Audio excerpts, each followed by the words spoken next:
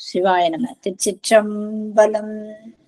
தென்னாடுடைய சிவனே போற்றி, எந்நாட்டவர்க்கும் இறைவா போற்றி, காவாய் கடகத்திரளே போற்றி, கைலை மலையானே போற்றி போற்றி, அருள்மிகு உண்ணாமணி சமேத அண்ணாமலையார் திருவடிகள் போற்றி போற்றி, திருத்தணி முருகப்பெருமான் மலரடிகள் போற்றி போற்றி, அருள்மிகு சிவகாமி அம்பாள் சமேத அருள்ஜோதி நாதனே திருவடிகள் போற்றி போற்றி, அனைத்து அடியார்களுக்கும் திருவடி வணக்கம். குருவாழ்க, குருவே துணை. தெளிவு குருவின் திருமேனி காண்டல், தெரிவு குருவின் திருநாமம் செப்பல், தெளிவு குருவின் திருவார்த்தை கேட்டல், தெளிவு குரு ஒரு சிந்தித்தல் தானே, தெளிவு குரு ஒரு சிந்தித்தல் தானே. திருச்சிற்றம்பலம். ஐயா, நீங்களே 4 துதி பாடி விநாயகர் துதி பாடி ஆரம்பிக்கலாம் ஐயா. சிவாய நம.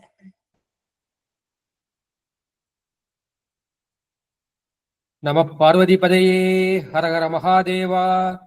தென்னாடுடைய சிவனே போற்றி, எந்நாட்டவர்க்கும் இறைவா போற்றி, காவாய் கனகத்திரளே போற்றி, கைலை மலையானே போற்றி போற்றி, ஐந்து கரத்தனை ஆணை முகத்தனை, இந்தி நிலம்பிரை போலும் எயிர்த்தனை, நந்தி மகந்தனை ஞான கொழுந்தினை, உந்தியில் வைத்தடி போற்றுகின்றேனே.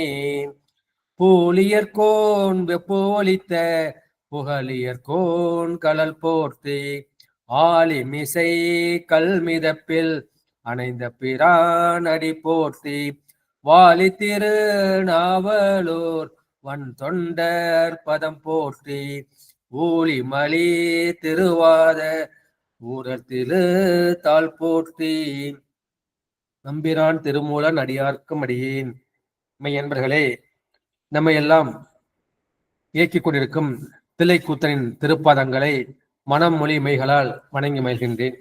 சைவத்தையும் தமிழையும் இதுவரை நமக்கு கட்டிக்காத்து கொடுத்து அருள் இருக்கும் சைவ மடாதிபதிகளின் பொன்னார் திருவிகளை தண்டனிட்டு வணங்கி மகிழ்கின்றேன்.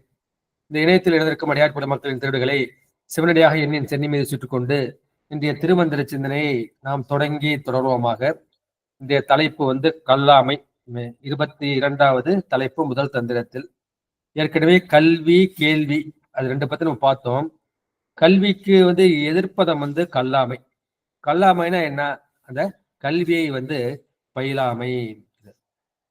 நம்ம நிறைய படிக்கணும், படிச்சது நிறைய நம்ம கேட்கணும். கல்வி கேள்வி இரண்டுமே கற்பதுதான். காதுகள் மூலமாக கேட்பது கேள்வி. எனவே அந்த கல்வி கேள்விகளின் மேன்மையை முதல் 2 அதிகாரத்தில் கூறினார். இப்போது கல்லாமையின் இழிவை பற்றி இந்த அதிகாரத்தில் கூறுகிறார். நேர்மறையா சொல்றதோட எதிர்மறையா சொன்னா மனசுல இது நல்லா பதியும். ஒரு ஆசிரியர் சொல்றாரு, நாளைக்கு எழுதோட அவசியம் வீட்டு பாடம் செய்து வர வேண்டும் என்று சொல்றாரு. அதே ஆசிரியர் சொன்னார், மறுநாள் பண்ண விட்டல, அப்ப யாரும் வீட்டு பாடம் செய்யலாம் வகுப்புக்கு வரக்கூடாது அப்படின்னு எதிர்மறையா சொல்றேன். எதிர்மறையா சொல்ற தாக்கம் அதிகம். இதை நம்ம எங்க பாக்கலாம்னா, நம்முடைய சுந்தரமூர்த்தி சுவாமிகள் கேட்பார். என்னன்னா, மலைப்பாடிக்கு போவாரு.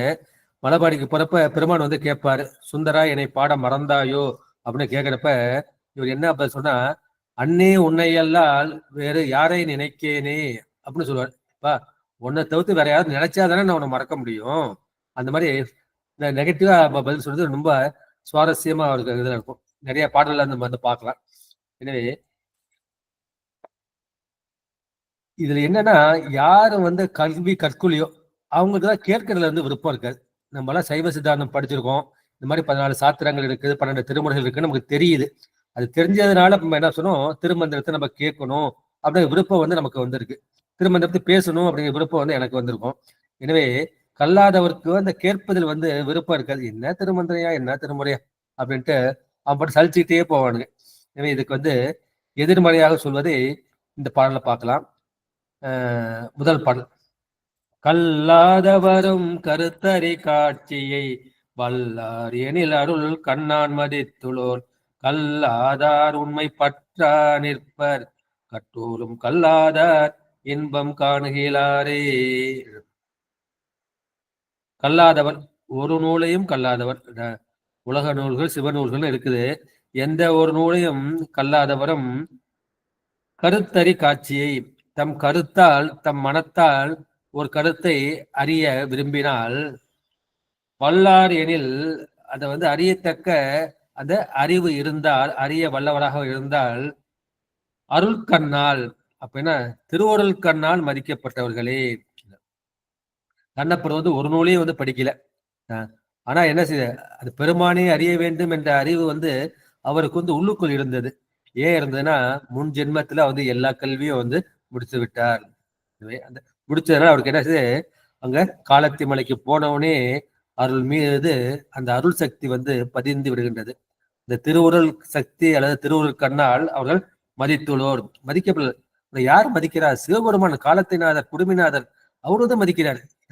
இவரு போய் பெருமானை பார்க்கறதுக்கு முன்னே பெருமானை இவரை பார்க்கிறாரு. திருவுருள் நோக்கம் பண்றாரு. அப்பேற்பட்ட சிறப்பு இருக்கும். எனவே அவர்களுக்கு இந்த அறிவு இருந்தால் அவர்களும் திருவருளால் மதிக்கப்பட்டவர்கள். கல்லாதார் உண்மை பற்றா நிற்பர். கல்லாதவர்களுக்கு அந்த அறிவு இல்லை, அருள் இல்லை அப்படின்னா என்ன பண்ணுவாங்க அப்படின்னா, அவர்கள் உண்மையை பற்ற முடியாது. கற்றோரும் கல்லாதார் இன்பம் கால்களே. இந்த உண்மையை என்ன செய்யணும், நம்ம உறுதியா கடைப்பிடிக்கணும். எதை படிச்சோமோ அதற்குப்படி நம்ம நடக்க வேண்டும். கற்க அதற்கு தக அப்படின்னு சொல்ல மாதிரி அந்த உண்மையை படிச்சுட்டோம். அந்த உண்மை வழியில நமக்கு என்ன, சரியே கிரியே யோகம்தான். இது அந்த வழியை நாம் கடைபிடிக்க வேண்டும். அந்த மாதிரி கடைபிடிச்சோம்னா அது கல்லாதவராக இருந்தாலும் சரி, கற்றவர்களாக இருந்தாலும் சரி, அவர்கள் என்ன செய்வார்கள், அந்த திருவுருள் இன்பத்தை அனுபவிப்பார்கள், இந்த சிவானந்தத்தை அனுபவிப்பார்கள். ஆனால் கற்கவும் இல்லை, கேட்கவும் இல்லை அப்படின்னா அவனுக்கு திருவருள் கிடைக்காது. திருவருள் கிடைக்காத அவன் காண மாட்டாமல் தவிப்பான். கல்லாதார் இன்பம் காணுகிறாரே. ஒரு ஏட்டுக்கல்வியே உனக்கு பயனளிக்கணும் அப்படின்னா அது இறை அருள் என்று உங்களுக்கு காரியப்படாது, அது உங்களுக்கு இன்பம் பயவாது என்று சொல்வார்கள். எனவே நீ உன்னுடைய காட்சியை நீ வல்லவன் என்றால் நீ என்ன பண்ணும், நீ திருவுருள் உனக்கு கிடைக்க வேண்டும். திருவுருள் கிடைத்தால் நீ அந்த பெருமானின் அருளை பெற்று விட்டாய் என்ற கருத்தை இந்த பாட்டில் சொல்லியிருக்கின்றார். இதுதான் கலைமலிந்த சீர் நம்பி கண்ணப்பர்க்கும் அடியேன் என்று நம்முடைய சுந்தரர் திருத்தொண்ட தொகையில சொல்லியிருக்கார். அவர் படிக்கலனாலும் அவர் என்ன சொல்றார், கலைமலிந்த சீர் நம்பின்னு அவர் பாராட்டி பேசுகின்றார். கலை நூல்களை மட்டும் குறிக்காம இந்த சிவானந்த கல்வியை அவர் போன ஜென்மத்திலேயே அவர் அர்ஜுனாக இருந்து பெருமானிட அந்த கல்லடி சொல்லடிலாம் பட்டு அவர் கற்றுக்கொண்டார். அது கற்றுக்கிட்டதுனால அவர் படிக்கலனாலும் அந்த இன்பத்தை அவர் அடைந்தார். 6 நாட்களில் அடைந்தார். நம்ம 6 ஜென்மம் 60 ஜென்மம் நமக்கு அது கிடைக்க மாட்டேங்குது. ஏன்னா அது படிச்சது அப்படியே அது பயன்படுத்திக்கிட்டார். பெருமானை தவிர்த்து வேற எதுவுமே அவர் கண்ணுக்கு தெரியல. உங்க அப்பா அம்மா வராங்க கூப்பிடுறாங்க, அது வரும்போது காதலையும் உள்ள கண்ணிலையும் தெரியல. அந்த மாதிரி அவருக்கு அப்பதான் இது தேவும் வாழ் கொண்டான்னுட்டு நம்முடைய சேக்கிலார் சொல்லுவார். இவனுக்கு தெய்வப்பித்து பிடிச்சு போச்சு, சிவப்பித்து பிடிச்சு போச்சு, அவன் அதே பைத்தியமா நிக்கிறான்ட்டு சொல்லிட்டு அவங்க போயிடுவாங்க. இந்த தேவராட்டு அப்பா அம்மா நாடன் காடன் எல்லாமே போயிடுவாங்க. அந்த அளவுக்கு அவர் படித்த அந்த கல்வியில பெருமானை உடம்பு போல பிடித்து கொண்டான்னு சொல்லுவார். பங்கு போல பிடித்தான்னு சேக்கிலார் அந்த மாதிரி சொல்வார்கள். எனவே இவர் கல்வி கற்காவிட்டாலும் திருவருள் அந்த திருவருள் கண் இருந்தது. அதனால அவருக்கு என்ன செய்தார், அந்த சிவானந்த இன்பத்தை அவர் அடைந்தார். அப்பேற்பட்ட இன்பத்தை என்ன செய்யறாரு, நம்ம படித்தவர்கள் கற்றவர்கள் கூட காண முடியாது. 6 நாளில் கண்ணை இழந்து அப்ப வல்லேன் அல்லேன் என்று நம்முடைய பட்டினத்தார் சொல்வார். அப்பேற்பட்ட கண்ணப்பரை பாராட்டுறது நாயன்மார்களே கிடையாது, எல்லாருமே பாராட்டிருக்காங்க. ஏதோ படித்தவர்கள் படிக்காத எல்லாமே அவரை பாராட்டி இருக்கின்றார்கள். எனவே இந்த கல்வி இல்லாதவர்களுக்கும் அறிவு இருக்கு. ஆன்மா அறிவு பொருள் தானே. அந்த ஆன்மா அறிவிற்குள்ளே அவர்கள் என்ன செய்யணும், அந்த அறிவை பயன்படுத்தி மெய்ப்பொருளை காணக்கூடிய காட்சியை நீங்க வல்லமையை பெற வேண்டும். அந்த மாதிரி பெற்றீங்கன்னா உங்களுக்கு என்ன செய்கின்றார்கள், பெருமான் உங்களை திருவருள் கண்ணை கொடுப்பான். இதான் நம்முடைய ஞானசம்பந்தர் பாட முதல் பதிகத்திலே என்ன சொல்ற, கற்றல் கேட்டல் உடையார் பெரியார் கலல் கையால் தொழுது ஏத்த பெற்றம் ஊர்ந்த பிரம்மாபுரம் மேவிய பெம்மான் இவனன்றே என்று அந்த முதல் பதிகத்துல 2வது பாட்டு. கல்வியும் இருக்கணும், கேட்டலும் இருக்கணும். அது ரெண்டும் உடையவங்க தான் பெரியார். அப்பேற்பட்ட பெரியார்கள் எங்க இருக்காங்க? பிரம்மாபுரத்துல நிறைய பேர் இருக்காங்க. அவர்கள் என்ன செய்கின்றார்கள்? பெருமான் கடலை கையால் தொழுது ஏத்துகின்றார்கள். அப்போது பெருமான் அவர் வெட்டம் ஊர்ந்து அவர்களுக்கு காட்சி கொடுக்கின்றான் என்ற கருத்தை அந்த 2வது பாட்டுல சொல்வார்கள். அதே போல 3வது பாட்டுல கல்லா நெஞ்சில் நில்லான் ஈசன் என்று 3வது திருமுறையில சொல்வார்கள். 6ஆம் திருமுறை திருத்தண்டகத்துல கட்டவள் உண்ணும் கனியே போற்றி, கல்லாதார் காட்சிக்கு அரியாய் போற்றி, கற்றார் இடும்பை கலைவாய் போற்றி என்று சொல்வார்கள். 9ஆம் திருமுறை உங்களுக்கு எல்லாம் தெரிஞ்ச படம். கற்றவர் விழுங்கும் கற்பக கனியை, அது மாதிரி படிச்சவங்க தான், அவங்கதான் பெருமான் சிவஞான கல்வியை யார் படித்தார்களோ அவர்களுக்கு பெருமான் அந்த திருவுண கண்ணை கொடுக்கின்றான். அந்த அருள் கண்ணின் மூலமாக அவர்களுக்கு மெய்ஞானம் விளங்குகின்றது. அந்த மாதிரி இல்லை, அவன் படிக்கவும் இல்லை கேட்கவும் இல்லை அப்படின்னா அதுக்கு ஒரு பழமொழி சொல்றாங்க. என்னன்னா, ஒருத்தன் வழியில போறப்ப இங்க வழி என்ன கேட்கறான், அப்ப கையில்லாத வழியை காமிக்கிறானா, அப்ப கண்ணில்லாத பாக்குறான். அந்த மாதிரி ஒரு பழமொழி கிராமத்துல சொல்லி இருக்கின்றார்கள். இந்த மாதிரி இது எப்படி இருக்கு அப்படின்னா, நீ புலால் சாப்பிட்றவனுக்கும் அருள் கிடைக்கும் அப்படின்னு முரண்பட்டு கூறுவதை போல தோன்றும். இதுதான் திருக்குறள் 252 அவர் சொல்வார். என்ன சொல்வார்னா, பொருளாட்சி போற்றாதவர்க்கு இல்லை, அருள் ஆட்சி ஆங்கில்லை ஊன் தின்பவருக்கு. யாரு மாம்சம் சாப்பிட்றானோ நிச்சயமா அருள் கிடைக்காது. தன் ஊர் பெருக்கத்திற்கு தான் பெரிது ஊன் உண்பான் எங்கனம் ஆளும் அருள் என்று சொல்வார்கள். எனவே புலால் மறுத்தால்தான் உங்களுக்கு அருள் உண்டாகும், இல்லைன்னா உங்களுக்கு அருள் உண்டாகாது. இதேதான் இன்னொரு பாட்டிலே சொல்வார். கற்றீண்டு மெய்ப்பொருள் கண்டால். நீங்க சிவஞான கல்வி படிச்சுட்டீங்க, படிச்சு அதன் பயனாக மெய்ப்பொருளாகி அந்த சிவத்தை நீங்க தரிசிட்டீங்க. காண்பது என்பது தரிசிப்பது. அவர் தலைப்படுவர் மற்ற இன்று வாராநெறி. நம்ம எப்ப உங்களுக்கு சிவ தரிசனம் சிவபோகம்லாம் உங்களுக்கு கிடைச்சிருச்சோ அப்ப நீங்க மறுபடியும் இங்க பிறவி இருக்க மாட்டீங்க. மற்ற இன்று வாராநெறி. மற்ற இந்த வாராநெறிக்கு நாங்க என்ன சொன்னோம்? கல்வி கேள்வி அந்த ரெண்டுமே முக்கியம். கண்ணப்படை நம்ம படிக்காதவர்னு சொல்லக்கூடாது. அவர் முற்பிறப்பிலேயே கற்ற கல்வி, எல்லா கல்வியும் அது வரும். 8ஆம் சூத்திரத்துல சொல்வாருங்க இல்லையா, ஐம்புல வீரர்கள் அயர்ந்தனை வளர்ந்து தம்முதல் குருவாய் தவத்தினில் உணர்த்த விட்டு அந்நியமின்மையின் அரண்கடல் செல்லுமேன்னு சொல்வார். ஏன்னா இந்த தவம் அது முச்சை தவத்தால் அதுக்கு சிவஞான முடி விளக்கம் கூட. ஏற்கனவே சிவம் தவம் பண்ணிட்டான். அந்த தவம் பண்ணதால குரு அங்கே எழுந்து அருளுகின்றார். எழுந்தாரு உனக்கு உபதேசம் பண்ணுகின்றார். அந்த உபதேசத்தை ஒழுகி அவன் என்ன செய்கின்றான்? பெருமானும் தானும் அந்நியம் இல்லை, தனக்குள்ளே பெருமான் இருக்கின்றான், பெருமானுக்குள் நான் இருக்கின்றேன் என்ற அந்த அத்துவித அனுபவம் அவனுக்கு கிடைக்கும். இந்த கருத்தறி காட்சினா, கருத்துங்கிறது அறிவை குறிக்கும். மனம் புத்தி இருக்குங்க இல்லையா, அந்த மனம் புத்தியில் உள்ள அந்த அறிவை, ஆன்ம அறிவை குறிக்கும். இதை நம்ம ஞானம் என்றும் நாம் சொல்லலாம் சொல்லிவிட்டு, எனவே கல்லாமையை நாம் கடியப்பட வேண்டும், கல்வியை கொள்ள வேண்டும் என்பது இந்த பாடலின் திரண்ட கருத்து. அடுத்த 2வது பாட்டு. வல்லார்கள் என்றும் வழியொன்றி வாழ்கின்றார், அல்லாதவர்கள் அறிவு பல என்பார், எல்லா இடத்தும் உளன் எங்கள் தம் இறை, கல்லாதவர்கள் களப்பறியாரே.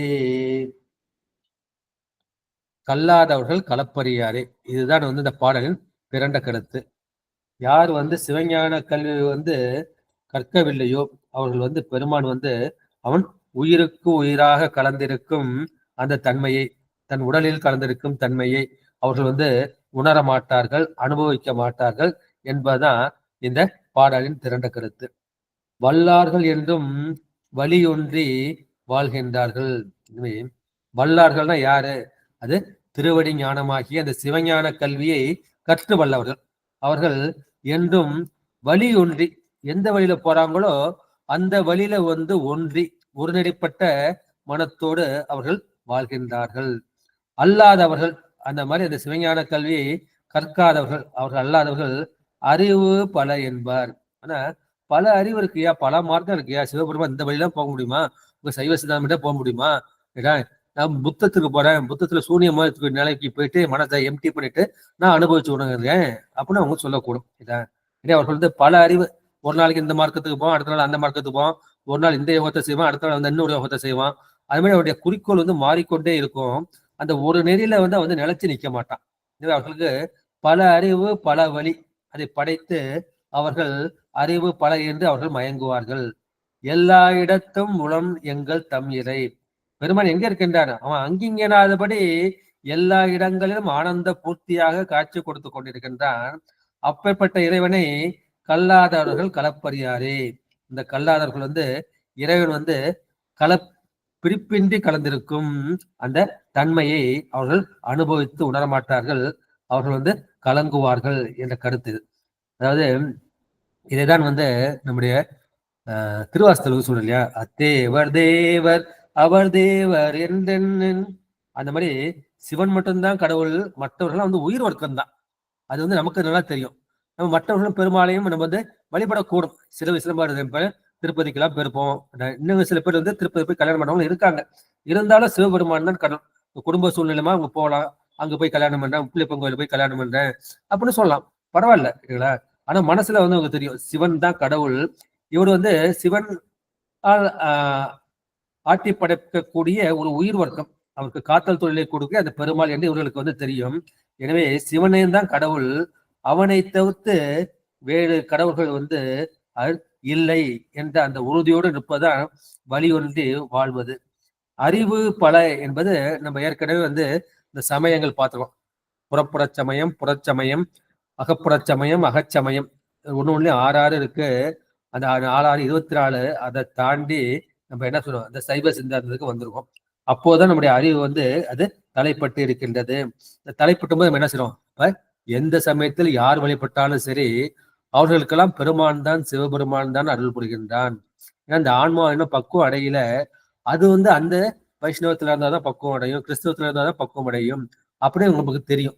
அது எந்த குலத்துல பிறந்ததோ அதுல இருந்து படிப்படியா முன்னேறி வரட்டும் என்ற கருத்து வந்து நமக்கு உறுதியாக இருக்கும். எனவே சிவபரம்பொருளே என்ன செய்ய, உயிருக்கு உயிராக இருக்கின்றது. அது எல்லா பொருளிலும் கலந்திருக்கின்றது. அது கலப்பினால் ஒன்றாய் எல்லா பொருளும் வந்து பெருமான் வந்து கலப்பினால் வந்து ஒன்றாக இருக்கின்றான். ஆனால் பொருள் தன்மையால் வேறாக இருக்கின்றான். பெருமான் வந்து நமக்கு அறிவிக்கும் பொருள். நாம் வந்து என்ன செய்ய, பெருமான் அறிவிக்க நாம் அறியும் பொருள். ஆன்மாவும் அறிவு பொருள் தான், சிவபெருமானும் அறிவு பொருள் தான். அவன் வந்து பேரறிவு பொருள். அவன் அறிவிக்கதான் நாம் வந்து அறிகின்றோம், அவன் உணர்த்ததான் நாம் உணர்கின்றோம் என்றோம். அப்புறம் உடன் நின்று அவன் தான் செலுத்துகின்றான். என்னை பேச வைப்பது யார்? எம்பெருமான் தான். உங்களை கேட்க வைப்பது யார்? எம்பெருமான் தான். காது வழியாக மனத்துக்கு போய் மனத்திலேருந்து உயிருக்கு போகுது. உயிருக்கு உயிரா அந்த பெருமான் இருப்பதால் தான் நான் வந்து பேச முடிகின்றது, நீங்கள் வந்து கேட்க முடியுது. பெருமான் வந்து அவன் எல்லா இடங்களிலும் அவன் இருக்கின்றான். அந்த உண்மையை வந்து கல்லாதவர்கள் வந்து உணரமாட்டார்கள், அனுபவிக்க முடியாது. நமக்கு என்ன செய்யும், இந்த சிவஞானம் முற்றிவிட்டால் நம்ம பார்ப்பது எல்லாம் வந்து சிவமாக தான் தெரியும். நான் பலமுறை சொன்ன அந்த சித்தியார் பாட்டு தான், பரஞானத்தால் பரத்தை தரிசித்தோர் பரமே பார்த்திருப்பார் பதார்த்தம் பாரார். நீங்க என்ன பார்த்தீங்கன்னா சிவமா பார்ப்பேன், நான் வந்து உங்களை பார்த்தா உங்களை சிவமா தான் பார்ப்பேன். அது ஒளிப்பொருளாக பார்ப்பேன், இந்த உடலை வந்து நான் பார்க்க மாட்டேன். அதுதான் வந்து உண்மையான சிவஞானம் என்று இந்த கருத்தை வந்து சொல்லியிருக்கின்றார்கள். எனவே கல்வி கேள்விகளில் வல்லவர்கள் என்ன செய்வார்கள், அந்த வழி ஒன்றி அந்த மெய்நெறி ஒன்றுதான், அது சைவ சித்தாந்த நெறிதான் என்று துணிந்து அதிலேயே நின்று நிலைத்து அவர்கள் உயர்வார்கள். அந்த வல்லமை இல்லாதவர்கள் என்ன செய்வார்கள், அந்த மெய்நெறியை பலவாக கண்டு தடுமாற்றம் எய்தி அவர்கள் ஒன்றினும் நில்லாது தாழ்வார்கள். டைம் டேபிள் போட்டுக்கிட்டு என்ன செய்வாங்க, ஒவ்வொரு நாள் ஒரு கோயிலுக்கு போவாங்க இல்லைங்களா. நம்ம திங்கக்கிழமை அந்த கோயில், சனிக்கிழமை பெருமா கோயில், ஆஞ்சநேயர் கோயில், ஞாயிற்றுக்கிழமை சூரியனார் கோயில், அது மாதிரி டைம் டேபிள் போட்டு போவாங்க. அதே போடுறது வந்து தப்பு கிடையாது. நமக்கு என்ன செய்யணும், ஒரு வளர்ந்த மரமாக முற்றிய மரமாக நம்ம மனசு மாறிடுச்சுன்னா எங்க போனாலும் சிவத்தை வந்து தரிசிக்கலாம். அந்த நெறிய வர வரைக்கும் நம்ம என்ன செய்யணும், அந்த ஒரு வழியிலே நம்ம நிலைச்சு நிற்கணும். ஒரு வழி நிற்காம அந்த வழி ஒரு நாள் இந்த வழி ஒரு நாள்னா நீங்க என்ன ஒன்றிலும் நிலைத்து நில்லாது நீங்கள் உங்கள் தன்மை வந்து உங்க அறிவின் தன்மை வந்து தாழ்ந்து போய்விடும்.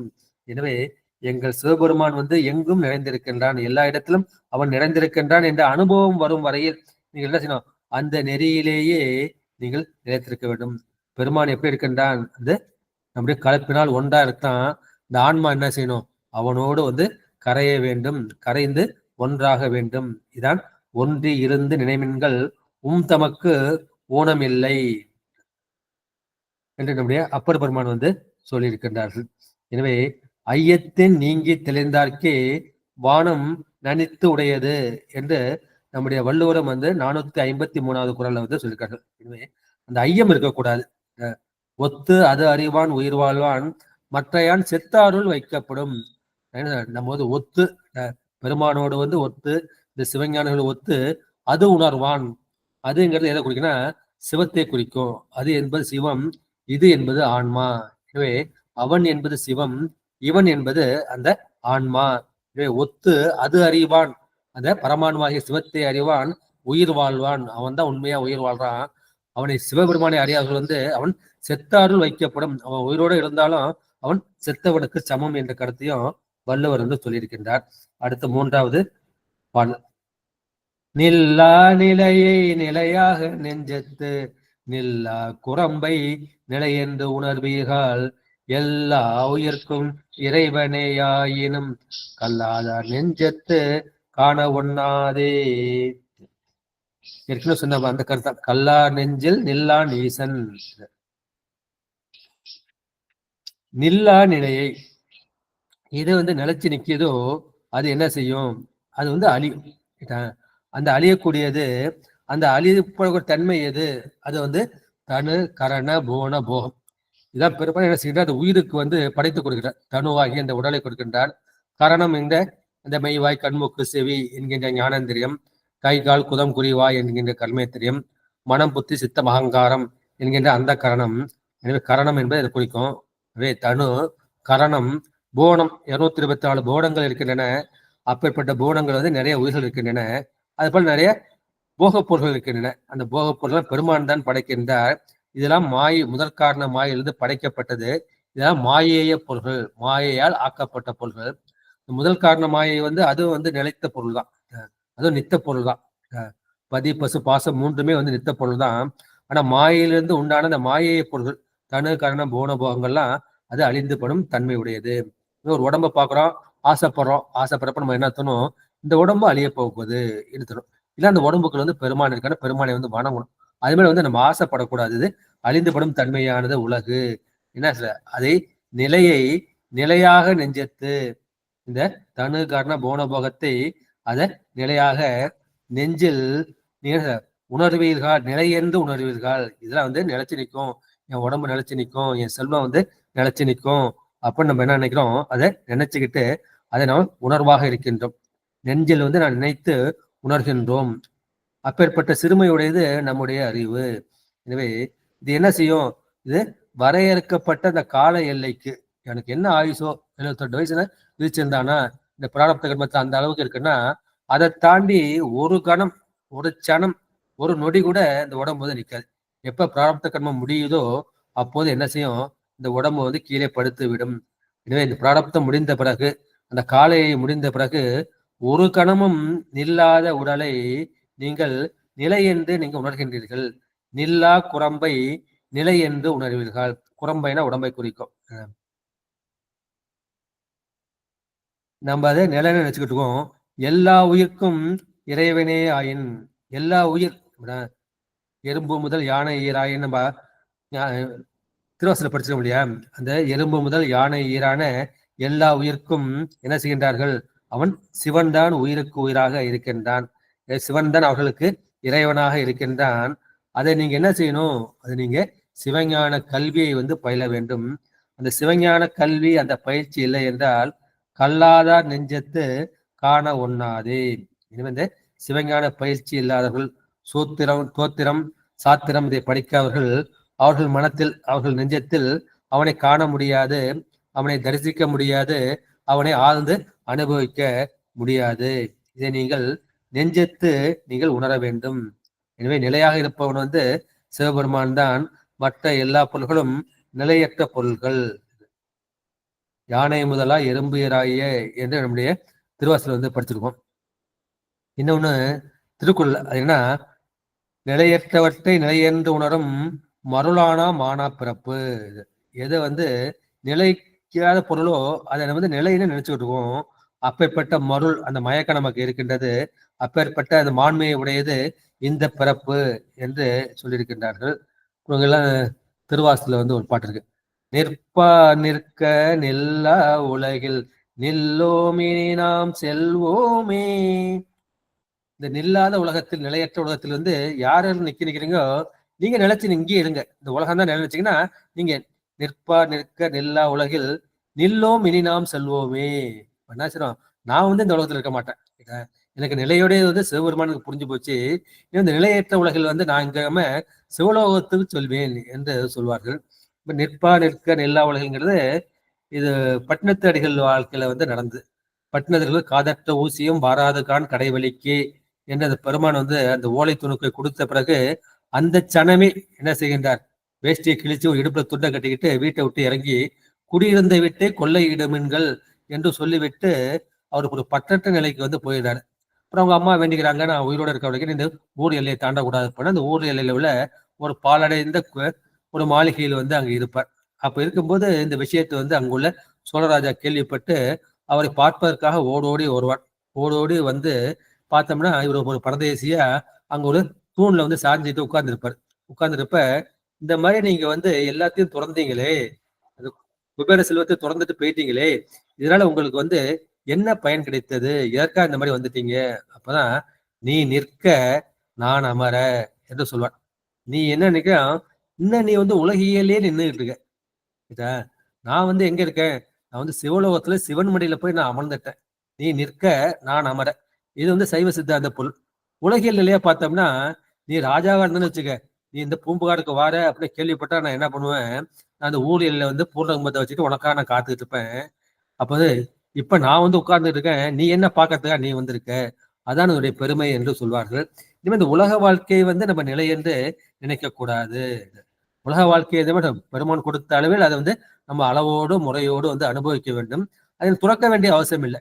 ஏன்னா எல்லா ஞானிகளும் சிவஞானிகள் எல்லாரும் இல்லறத்துல இருந்திருக்காங்க. துறவரத்தை வந்து யாரும் அவளை உயர்த்தி பேசவில்லை. இல்லறத்துல இருந்தே நம்ம வந்து இதை அடையலாம் என்ற கருத்தை தான் நம்மளுக்கு சைவ சித்தாங்களும் சாத்திரங்களும் தோத்திரங்களும் வந்து சொல்லி கொண்டு இருக்கின்றது. இதே கருத்து தான் என்னதுன்னா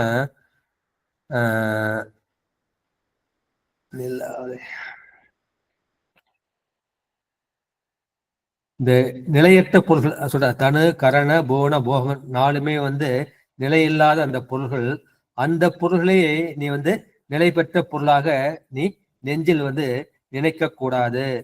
எனவே இந்த நிலை பெறாத உடம்பையும் நீ நிலை பெற்றதாக நினைக்கின்ற புல்லறிவுடைய மக்களே, எங்கள் சிவபெருமான் அவன் என்ன எல்லா உயிர்களுக்கும் அவன்தான் முதல்வன், அதுதான் உண்மை.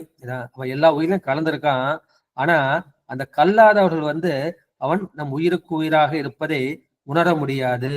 இதுதான் இன்னொரு பாட்டிலே சொல்லுவார் இல்லையா மாணிக்கவாசகர், வெந்து விழும் உடல் பிறவி மெய் என்று வினை பெருக்கி கொந்து குழல் கோல் வளையார் குவிமுளை மேல் வீழ்வேனை.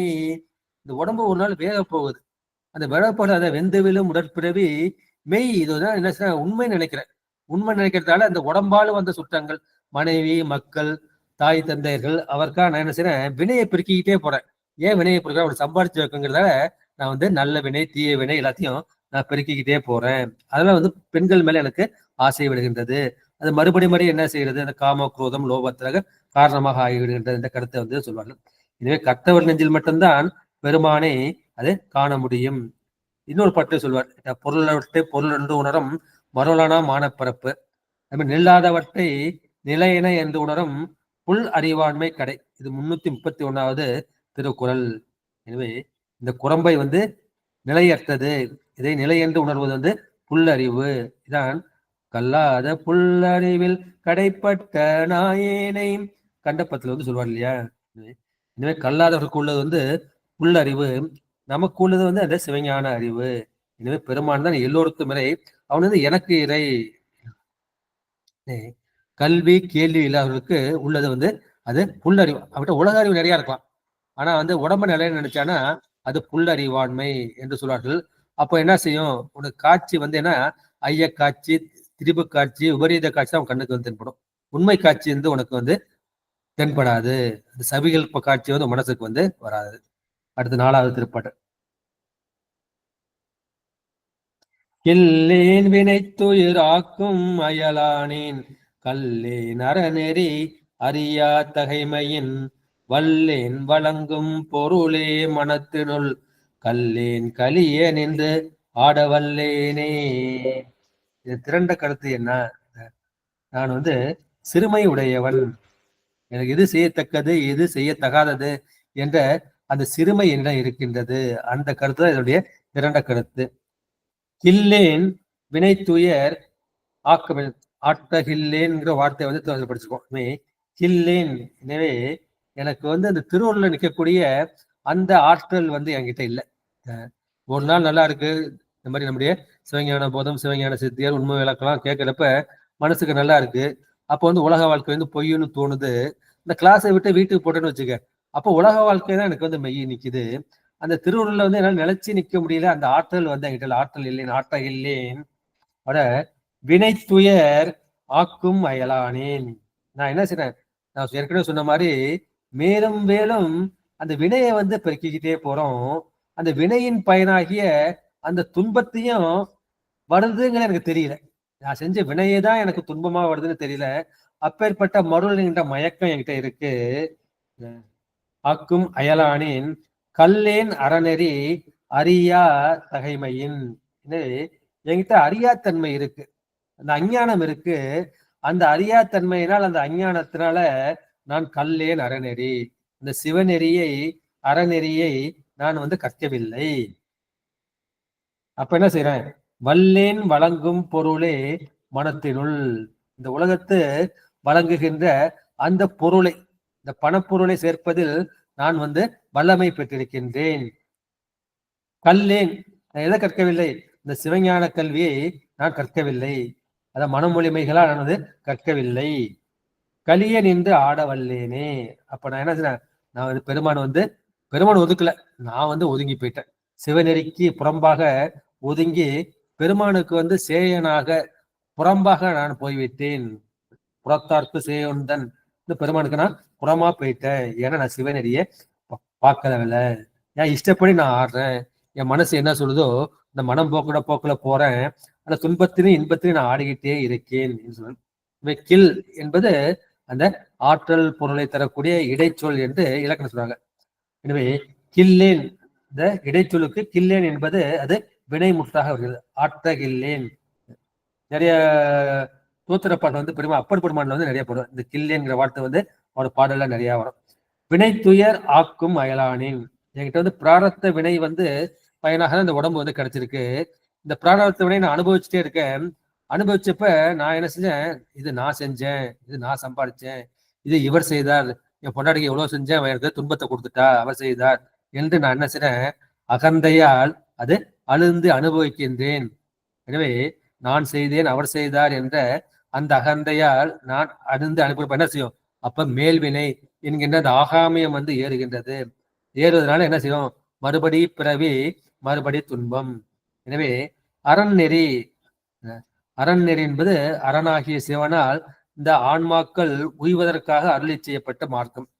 அது வந்து சைவ நன்னெறி மார்க்கம். அது சரியை கிரியை யோகம் என்கின்ற அந்த மார்க்கம்.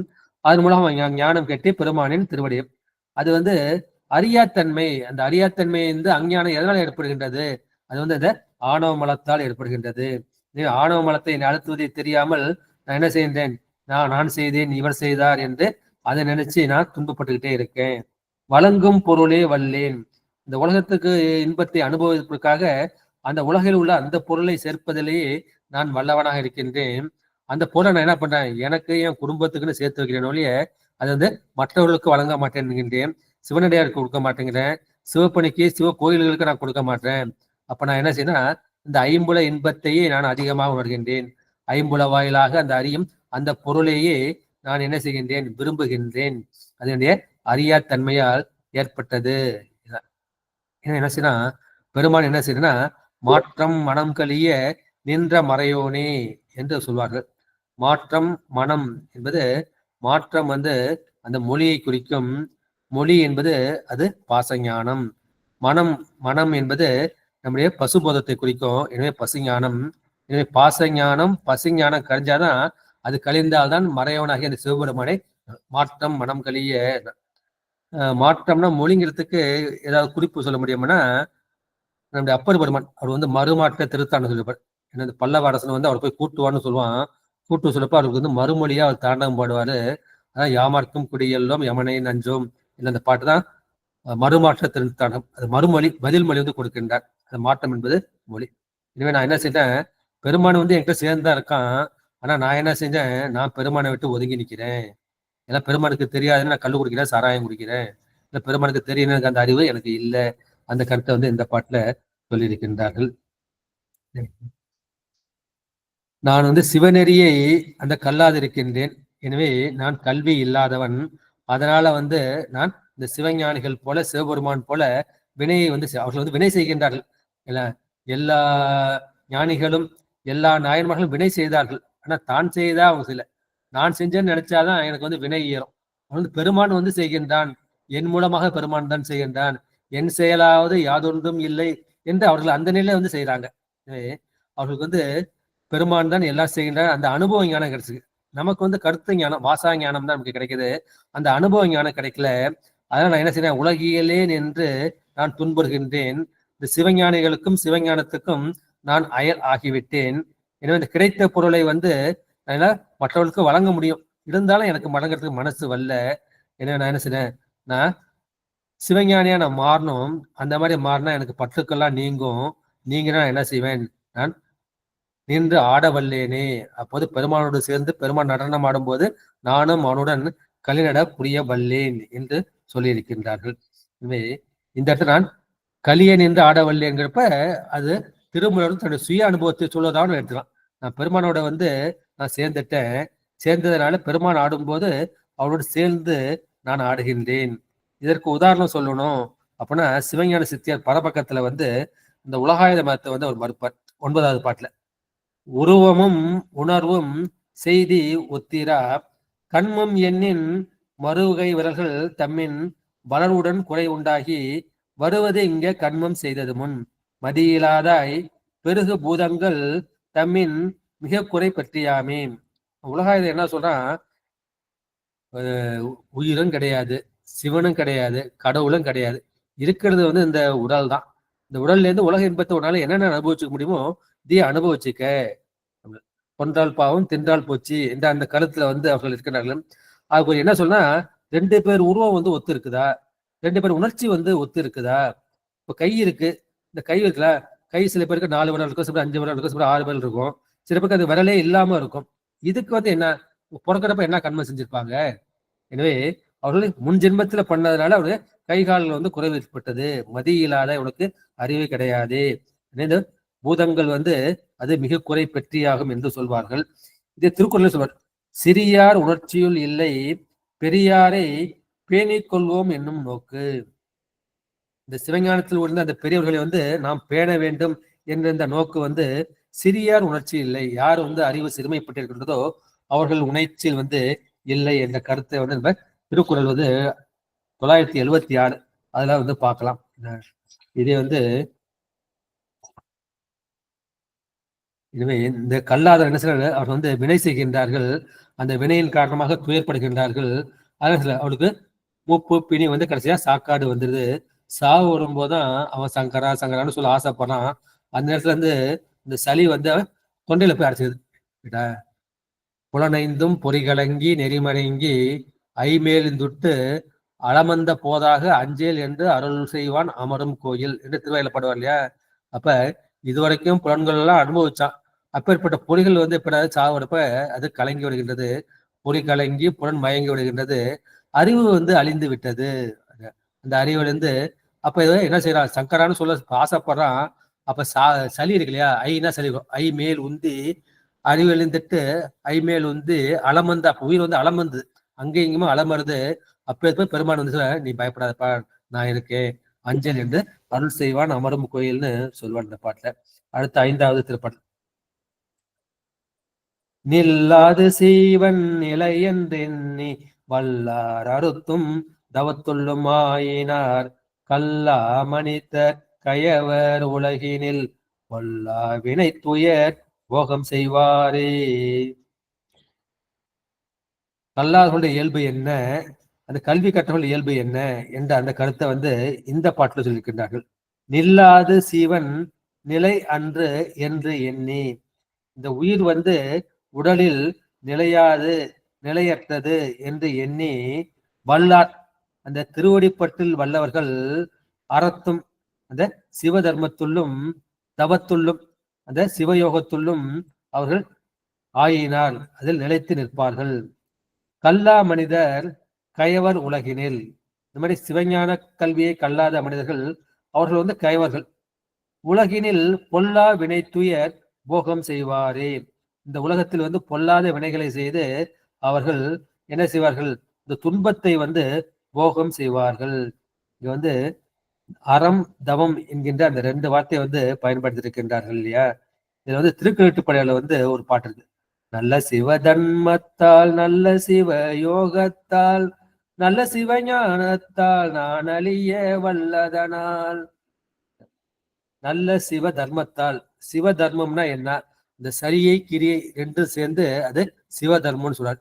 நல்ல சிவ யோகம், இந்த சிவயோகம் தான் உண்மையான சோகம், மற்ற யோகம்லாம் வந்து அவயோகம். நல்ல சிவ ஞானத்தால், இந்த சரியை கிரியை யோகம் செஞ்சா உனக்கு என்ன செய்யும் அப்படின்னா உனக்கு வந்து அந்த ஞானம் கிடைக்கும். அப்ப என்ன செய்யணும், நான் அழிய வல்லாதனால், அப்போது நான் என்கின்ற அந்த ஆன்ம அறிவு தற்போதம் அந்த சுட்டறிவு அது என்ன செய்யும், அது வந்து படிப்படியா குறைஞ்சு அது அழிஞ்சு போடும். இப்ப நான் எனது வந்து இருக்காது, நான் அழிய வல்லதனால் அங்கே தலைப்படும் கான் ஆரேனும் அன்பு செய்யின் அங்கே தலைப்படும் கான் ஆரேனும் காணாரன். எனவே இந்த நிலைக்கு போயிட்டு நீ பெருமான் மேல உண்மையான அன்பு செஞ்சா அப்ப பெருமான் அங்க உங்களுக்கு வெளிப்பட்டு தோன்றுவான். அவனை வந்து மற்றவர்கள் யாரும் பார்க்க முடியாது. ஆரேனும் காணாரன், திருமாலும் பிரம்மனாலும் பார்க்க முடியாத அப்பேற்பட்ட அந்த சிவபெருமான் நீ அன்பு செய்தால் என்ன செய்வான், அவன் உனக்கு வெளிப்பட்டு தோன்றுவான். அதுக்கு நீ என்ன செய்யணும், நல்ல சிவ தர்மமாகிய இந்த சரியை கிரியை செய்யணும், நல்ல சிவ யோகம் செய்யணும், நல்ல சிவ ஞானம் செய்யணும். அந்த ஞானம் இருந்ததுன்னா உனக்கு நான் எனது அந்த 2 வந்து போயிடும், அகப்பட்டு புறப்பட்டோம் 2 போய்விடும். இப்ப பெருமான் வந்து உனக்கு தலைப்படுவான் என்ற கருத்தை வந்து கலித்துப்படையார்ல வந்து சொல்வார்.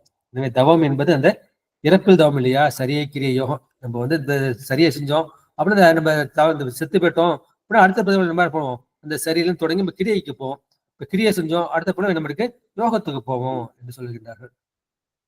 தம்முதல் குருவுமாய் தவத்தினர் உணர்த்த, இந்த 8ஆம் சூத்திரம் ஏற்கனவே சொல்லிட்டேன். எனவே இந்த தவத்தை முச்சை தவத்தால் என்று சொல்வார்கள். தவம்னா என்ன, உற்ற நோய் நோட்டல் உயிருக்கு உருகன் செய்யாமை. தனக்கு ஒரு துன்பம் வரும், அது ஆதி பௌதிகம் ஆதி ஆன்மீகம் ஆதி தெய்வீகம், அதன் மூலமா நமக்கு வந்து துன்பம் வரும். அப்பேற்பட்ட துன்பத்தை வந்து நம்ம என்ன செய்யணும், பொறுத்துக்கொள்ளும். நம்ம வினைப்பயனாதான் இந்த துன்பம் வந்திருக்க ஒழிய மற்றவர்கள் மூலமாக வராது. தீதும் நன்றும் பிறர் தர வாரா, அவர்கள் கொடுப்பதால் மட்டும் வருவதில்லை, அவர்கள் பெருமாள் வந்து கருவியாக்கி நாம் முன் செய்த இந்த வினை பயனை வந்து கழிய வைக்கின்றார்கள். இதான் ஊனக்கண் பாசம் உணராப்பதியை ஞானக்கண்ணில் சிந்தையை நாடி. அது ஒன்று, கண் என்பது அங்க அறிவை வந்து குறிக்கும். ஊனக்கண் என்பது அந்த குறைவுடைய அந்த பசு ஞானம் பாச ஞானத்தை வந்து குறிக்கும். அப்ப நான் என்ன சொல்லணும், இந்த ஞானக்கண்ணே இருக்கணும். இந்த ஞானக்கண்ணில் சிந்தையை நாடி அயரா அன்பின் அரண்கடல் செல்லுமே. இது 11ஆம் சூத்திரம். இந்த தவத்தையும் அறம்னு நம்ம என்னன்னு இந்த பாட்டுல வந்து நம்ம வந்து பார்த்துட்டோம். எனவே கற்றவர்கள் என்னதுன்னா, இந்த பிறப்பு வந்து நிலையாமை, எனவே இந்த நிலையாமை என்று எண்ணி அவர்கள் வல்லார் அறத்தும். அறங்கிறது என்ன சொன்னா, நம்ம 2 அறம் இருக்கு. ஒண்ணு வந்து இல்லறம், அந்த துறவரம் என்ற அந்த 2 அறத்துள் நமக்கு ஏஞ்சது எது, நமக்கு ஏஞ்சது இல்லறம் தான். நம்ம வந்து துறவரத்துல வந்து நம்ம நினைச்சு நிற்க முடியாது, அந்த காமம் குரோதம் நம்ம கிட்ட இருக்குது. நமக்கு ஏந்த அந்த அறத்துல வந்து நாம் நிற்க வேண்டும். தவத்துள்ளும் ஆயினார். இதை கல்லாத மனிதர்கள் என்ன சொல்ல, அவர் வந்து கீழ் மக்கள், அவர்கள் இந்த பொல்லா வினை துயர், இந்த தீவினையால் விளைகின்ற அந்த துன்பத்தை அவர்கள் போகம் செய்வார்கள். அந்த துன்பத்தை தான் அவர்கள் வந்து அனுபவம் செய்வார்கள் என்ற அந்த கருத்து. கல்லாதவர் வந்து உயிருக்கு உறுதி தேடிக்கொள்ளவில்லை, நாம் வந்து உயிருக்கு உறுதி தேடிக்கொள்ள வேண்டும் என்ற கருத்தை இந்த 5ஆம் பாட்டில் சொல்லியிருக்கின்றார்கள். அடுத்த பாடல். விண்ணின் உள்ளே விளைந்த விலங்கனி கண்ணின் உள்ளே கலந்தங்கு இருந்தது மண்ணின் உள்ளே மதித்து மதித்து நின்று எண்ணி எழுதி இழைத்து விட்டாரே. நம்மள எல்லா பிறப்பும் பிறந்து இழைத்தேன்னு சொல்றாரு இல்லையா, அந்த கருத்து தான். இறைவன் வந்து காட்சிக்கு உரியவனா, காட்சிக்கு அகப்படா, கண் முதல் புலனா காட்சியும் எல்லோன். ஆனா நம்முடைய ஞானசம்பந்தர் கண்ணால பார்த்தாரு அப்படின்னா என்ன? அப்படின்னா வந்து அவர் ஏற்கனவே செய்த அந்த முன் செய் தவத்தால் பெருமான் வந்து இப்போது காட்சி கொடுத்திருக்கின்றான். அது எப்படி? நம்மளாம் வந்து சகல வர்க்கத்து ஆன்மா. ஆனா பெருமானு ஞானசம்பந்தருக்கு காட்சி கொடுப்பது இந்த பிரயாகருக்கு கொடுப்பது போல அந்த பெற்றம் ஏறி அந்த எருது ஏறி உமையொரு பாகனாக காட்சி கொடுத்தார் இல்லையா? அந்த மாதிரி விதிக்கு வந்து விதி விலக்கு உண்டு. பெருமானை வந்து கண்ணால் கண்டவர்கள் நிறைய பார்த்திருக்காங்க. அந்த பார்த்தவங்க தான் அவர்கள் வந்து பெருமானை வந்து சிலையாக வடித்து இருக்கின்றார்கள். எனவே அந்த காட்சிக்கு உரியவனாகனா நீ சரியை கிரிய யோகம் செய்தால் ஞானத்தின் மூலமாக உனக்கு என்ன கிடைக்கும்? உனக்கு அந்த காட்சி வந்து கிடைக்கும். இந்த தசகாரியம் சொல்லியிருக்க இல்லையா, தத்துவ ரூபம், தத்துவ தரிசனம், தத்துவ சுத்தி. எனவே 36 தத்துவங்களும் ஜடம் என்று நீங்கன்னா உங்களுக்கு தத்துவம் வந்து சுத்தியாகும். தத்துவ சுத்தி ஆச்சுன்னா உங்களுக்கு வந்து ஆன்ம ரூபம் கிடைக்கும். நான் வந்து ஆன்மா, இந்த ஜட பொருளாகி இந்த தனுகரண போனம் கிடையாது, இது உடல் கிடையாது, மனம் கிடையாது அப்படிங்கிறப்ப உனக்கு இந்த ஆன்மா வந்துடும். இப்போ ஆன்ம ரூபம், ஆன்ம தரிசனம். அந்த ஆன்மா வந்து ஒளி பொருளா பார்ப்போம். அந்த ஆன்மா கிட்டேயும் அழுக்கு இருக்கு, ஆணவம் கண்மம் மாயை இருக்கு. அந்த ஆன்மாவை வந்து சுத்தி செஞ்சுன்னா உனக்கு என்ன செய்யும்? சிவரூபம் வந்து வெளிப்படும். இப்ப சிவரூபம், சிவ தரிசனம், சிவயோகம். பெருமான் காட்சிப்படுவான், அவனோடு நீங்க ஒன்றுபட வேண்டும். அதான் சிவயோகம். சிவயோகத்தில் வந்து பெருமான் திருவடி அழிந்து அவன் கொடுக்கக்கூடிய அந்த சிவானந்த போகத்தை அனுபவித்துக் கொண்டிருப்பது. இதுதான் வந்து தச காரியம்னு சொல்லுவாங்க. 10 காரியங்கள். பெருமானை வந்து அந்த மாதிரி சாதனை செய்தவர்கள் பார்த்திருக்காங்க. பல ஞானிகள் வந்து பெருமானை தரிசித்திருக்கின்றார்கள். அவன் காட்சிக்கு உரியவனாக இருக்கின்றான். ஆனா நம்ம உலக நிலையில இருக்கிறதுனால பெருமான் வந்து நமக்கு காட்சி கொடுக்கவில்லை. நம்ம வந்து அனுமானத்தின் மூலமாக தான் பெருமானை அறிய வேண்டியிருக்கின்றது. இதுதான் நம்முடைய ஞானசம்பந்தர் காட்சி கொடுத்து சொன்னேன். அதே மாதிரி நம்முடைய திருவாசகர் சொல், கண்ணால் யானும் கண்டேன் காண்க. பெருமானை நான் கண்ணால் பார்த்தேன். புவனியில் சேவடி தீண்டினன் காண்க, சிவனென யானும் தெரினன் காண்க என்று சொல்வார் இல்லையா? அவர்கள் ஞானிகள்லாம் வந்து அவர்களை பெருமானை வந்து தரிசித்து இருக்கின்றார்கள். விண்ணின் உள்ளே விளைந்த விலங்கனி. விண் முதல்ல வந்து பதப்பொருள் பார்க்கலாம். விண்ணின் உள்ளே விளைந்த விலங்கனி. இந்த விண்ணாகிய ஆகாயத்தில் விளைந்த அந்த விலங்கனி ஆகிய அந்த விளாம்பழம் கண்ணின் உள்ளே கலந்து அங்கிருந்தது. இந்த கண்ணுள்ளும் அது கலந்து இருந்தது. அதனை அறியாமல் மண்ணின் உள்ளே மதித்து மதித்து நின்று, எனவே அந்த சிவானந்தத்தை அதை அனுபவிக்க முடியாமல் இந்த மண்ணில், இந்த உலகத்தில் உள்ளே மதித்து மதித்து நின்று எதனையோ வந்து ஆராய்ந்து கடைந்து ஆராய்ந்து எண்ணி என்ன செய்ய எண்ணி எழுதி இழைத்து விட்டாரு. அதே நினைச்சு என் உடம்பு மனசு எல்லாம் வந்து இழைச்சி போச்சு. அந்த மக்கள் தான் கோடான கோடியா இருக்கின்றார்கள். அவனுடைய அறியாம இந்த மாதிரி இருக்கு அப்படின்னு சொல்வார்கள். விண் என்பது என்ன குறிக்கும்? நம்ம கண்ணால் பார்க்கிற அந்த ஆகாயத்தை வந்து குறிக்காது. இது வந்து ஞான ஆகாசம், சிற்பர வியம்னு சொல்வார் இல்லையா? கற்பனை கடந்த ஜோதி கருணையே உருவம் ஆகி அற்புத கோலம் நீடி அருமறை சிரத்தின் மேலாம் சிற்பர வியோமம் ஆகும் திருச்சிற்றம்பலத்துள் நின்ற பொற்புடன் நடம்புகின்ற பூங்கலல் போற்றி போற்றி சிற்பர வியோமம்னு சேர்க்கலாம்னு சொல்றமே. அந்த சிற்பரம், சித்து கூட்டல் பரம் கூட்டல் வியோமமாகி, வியோமம்னா ஆகாசம், சிற்பர வியோமங்கிறது அது ஞான ஆகாசம். அந்த ஞான ஆகாசத்துல ஒரு விலங்கனி வந்து படுத்திருக்குப்பா, விளைந்த விலங்கனி. இந்த விலங்கனி எது? அது வந்து பரசிவம். அந்த மாதிரி இந்த விலங்கனி உண்டா பல நோய்கள் வந்து தீரும். வாத பித்த கபம் எல்லாத்தையும் இருக்கும். அது எப்படி இருக்கும்? அந்த விலங்கனி வந்து ஓட்டோடு வந்து ஒட்டியும் ஒட்டாமலும் இருக்கும்.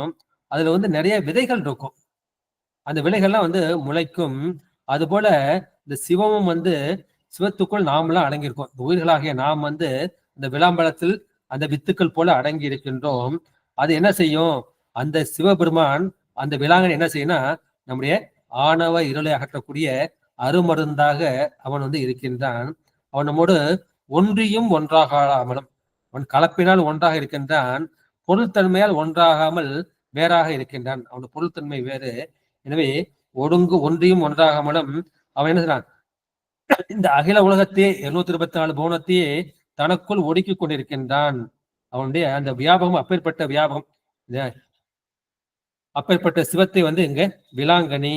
எனவே அப்பேற்பட்ட விலாங்கனி வந்து அது வந்து விண்ணில் வந்து பழுக்காது, நம்முடைய உயிரில் தான் பழுக்கும். இந்த கண்ணின் உள்ளே, கண் என்பது எப்படி இருக்கும்? கண் என்பதுக்கு 3 அர்த்தம் சொன்னேன். கண் என்பது கண்ணாகிய அந்த பொறியை வந்து குறிக்கும். 2வது கண் என்பது இந்த மேஜையின் கண்னா மேஜையின் இடத்தில், அது 7ஆம் வேற்றுமை பொருள். 3வது கண், கண் என்பது அறிவை குறிக்கும். இந்த ஊனக்கண் ஞானம் உணராப்பதியை அப்படி பார்த்தோம் இல்லையா? அந்த அறிவை குறிக்கும். அது கண்ணின் உள்ளே, இந்த அறிவின் உள்ளே அது கலந்து அங்கு இருந்தது. அப்படின்னா அது அறிவுக்கு அறிவாக ஒன்று இருந்தது. ஏன்னா மண்ணுள்ளே மதித்து மதித்து நின்று, இந்த உலகம்தான் உண்மையான பொருள்னு அதை மதிச்சு மதிச்சு அந்த உலகத்தை வந்து இந்த தயிர்ல போட்டு கடையிற மாதிரி அது கடைந்து, அதை கடைதா அதுலயே அழுந்து ஆராய்ந்து இந்த பயனற்ற உலகியல் அறிவை வந்து நீ பெருக்கிக்கிட்டே போற. அது பெருக்கிறதுனால உனக்கு என்ன செய்யும்? அந்த உண்மை மெய்ஞான அறிவு கிடைக்காது. அப்ப நீ இளைத்து போய்விட்டாய் என்ற கருத்தை வந்து இந்த பாட்டுல வந்து சொல்லி இருக்கின்றார்கள். அந்த 6வது பாட்டுல வந்து இந்த பாட்டுல சொல்லியிருக்கின்றார்கள். நன்கு கனிந்து பழுத்த விளாம்பழம் இருக்கின்றது. அது வானளாவ உள்ள அந்த கிளையிலே இருக்கின்றது. அதை வந்து கண் உடையவர் வந்து கண்டு அதை என்ன செய்யறார்கள்? அதை அரித்து பறித்து அதை உண்டு கழிக்கின்றார்கள். இது வேற ஒரு பொருள். அதை கண் இல்லாதவர்கள் வந்து என்ன சொல்றாங்க? ஒரு விளாம்பழம் இருக்குன்னா அவன் காதுல கேட்கறான், கண்ணால வந்து பார்க்க முடியல. அவன் என்ன செய்யறான்? அவன் சரி விளாம்பழம் அங்க இருக்குன்னு சொன்ன உடனே இவன் கீழே உள்ள தடையை பார்க்கறான். அந்த தடையில என்ன இருக்குது அப்படின்னா, அந்த உதிர்ந்து கிடக்கின்ற அந்த வெதும்பி காய்ந்த பிஞ்சு, காஞ்சி போன அந்த காய், அதெல்லாம் இருக்கு. அதை எடுத்து தடவி எடுத்து என்ன செய்கின்றார்கள்? அதை உண்கின்றான். இவன் வந்து என்ன பார்க்கறான்? அந்த விண்ணை பார்க்கின்றான், ஆகாயத்தை பார்க்கின்றான். இவன் வந்து மண்ணை பார்க்கின்றான். அந்த மண்ணாகிய இந்த உலகத்தை பார்த்து அவன் துன்புற்று ஒழிகின்றான் என்று இந்த கருத்தை வந்து இந்த பாட்டுல வேறு வகையாக நம்முடைய தர்மபுர ஆதீனத்துல வந்து எழுதியிருக்கின்றார்கள். எனவே இந்த 36 தத்துவங்களையும் நான் என்ன சொன்னபடி இந்த ஆன்ம தத்துவம், வித்யா தத்துவம், சிவ தத்துவம் என்கிற 36 தத்துவங்களையும் அந்த ஆன்ம போதத்தையும் இந்த ஆன்ம அறிவும் கடந்து உள்ளது அந்த சிவானந்தமாகிய அந்த பேரின்பம். அதனை வந்து சிவஞான கல்வியுடையவர்கள் தான் அறிந்து அதை அடைவதற்கு என்ன செய்வார்கள்? அந்த தவ ஞானங்களால், சரியை கிரிய யோகங்களால் அவர்கள் முயற்சி செய்து அடைந்து அதில் அந்த ஆனந்தத்தை அனுபவிக்கின்றார்கள். அந்த சிவஞான கல்வி இல்லை, அப்படி என்ன செய்வேன்? அந்த இன்பம் வந்து அந்த ஐம்புல பொருள் தான் இருக்குது அப்படி என்ன நினைக்கிறாங்க? அந்த தொழில் வழி முயன்று பொருள் ஈட்டி அந்த தொகையை அதை வந்து நிறைய பண்ணி அதை நுகர்ந்து அதன் பயனாக அவர்கள் பெரும் துன்பத்தையும் சிறிய இன்பத்தையும் அவர்கள் அனுபவித்து தளர்ச்சி செய்கின்றார்கள். எனவே நமக்கு இந்த உலகியல் பொருள் வேண்டாம், ஐம்புல பொருள் தேடி நீ இழைக்க வேண்டாம், இறைவன் திருவடியை அடைவதுதான் பயன் தருவது. இதுதான் நம்முடைய குறுந்தொகை 5ஆம் திருமுறையில 77வது பதிகம் 4வது பாட்டு. மாடு தேடி மயக்கினில் வீழ்ந்து நீர், மாடுன்னா செல்வம், அந்த மாடு தேடி அந்த மயக்கத்துல வீழ்ந்து நீர் ஓடியைத்தும் பயனில்லையோ மறுகால். இந்த செல்வத்தையே தேடி தேடி நீ அடைஞ்சிட்ட, அதுல பயன் இருக்கா? ஊமை சொல்ல, இந்த வாய் விட்டாலும் சொல்ல முடியுமா? சேடர் வாழ் சேரை சென்னறி மேவிய ஆடலான் அடியே அடைந்தொய்மீனே. என்ன அந்த பிறவி முடிவதற்கு முன்பு என்ன செய்த இந்த திருச்சேரையில உள்ள செந்நெறிங்கிற கோயில பெருமான் ஆடிக்கிட்டு இருக்கான். அவன் அடையை வந்து நீங்கள் அடைந்து உய்ய வேண்டும் என்று எழுதி வைத்திருக்கிறார்கள். இதை இன்னொரு பாட்டுல சொல்ற 4ஆம் திருமுறையில வந்து 96வது பதிகம் 6வது பாட்டுல இதை இம்மை உண்தால் என் நெஞ்சத்தில் எழுதிவை.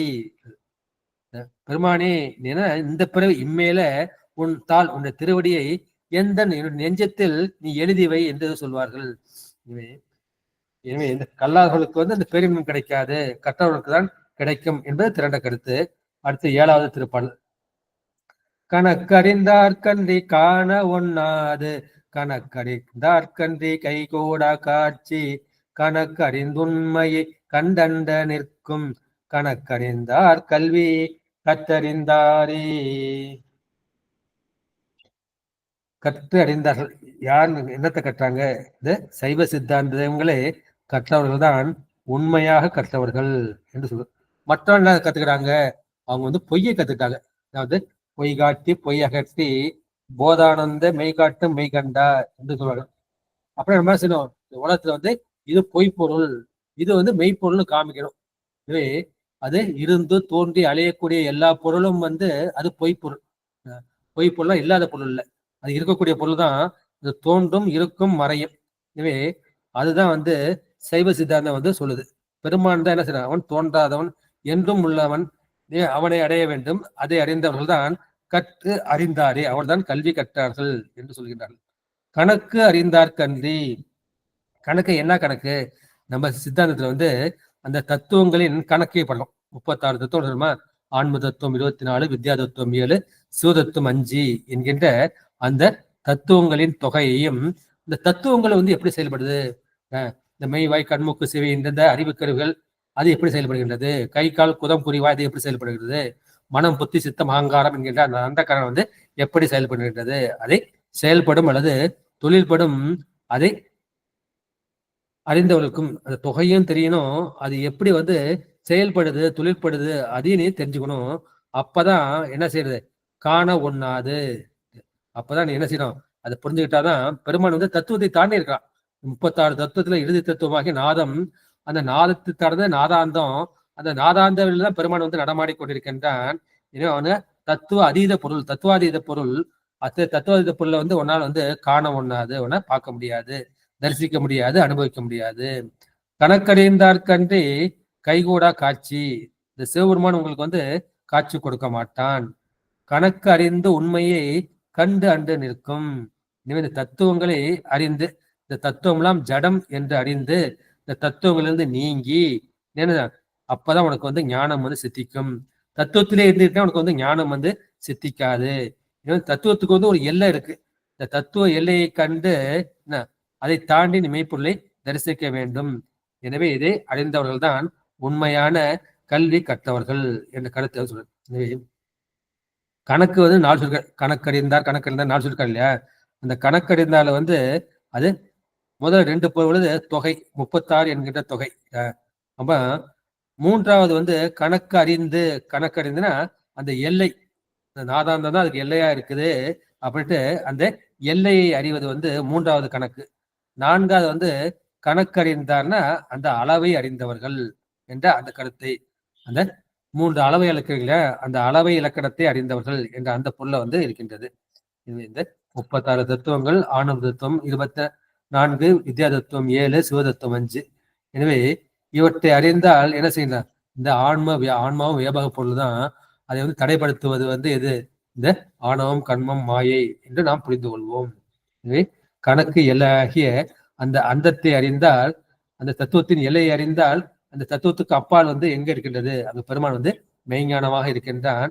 அதை சிவஞானம் படித்தவர்கள் தான் அறிய முடியும் என்பது இந்த பாடலில் வந்து 7வது பாடல வந்து சொல்லியிருக்கின்றார்கள்.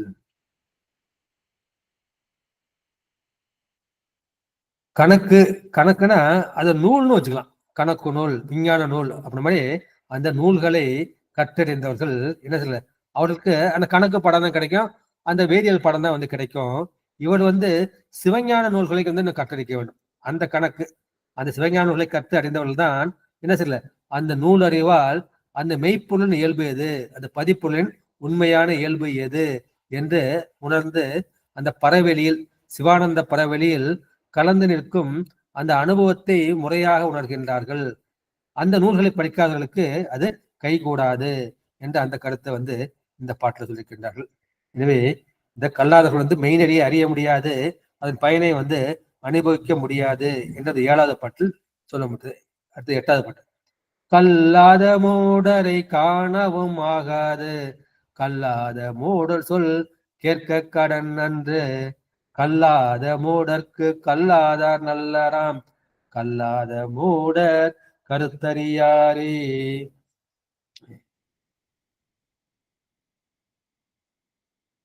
கல்லாத மூடரை காணவும் ஆகாது, எண்ணும் எழுத்தும் கண் என தகும் என்று சொல்ற. கண்ணா அறிவு, இந்த எண் மூலமாகவும் எழுத்து மூலமாக நமக்கு அதுக்கு இந்த அறிவு கிடைக்கின்றது.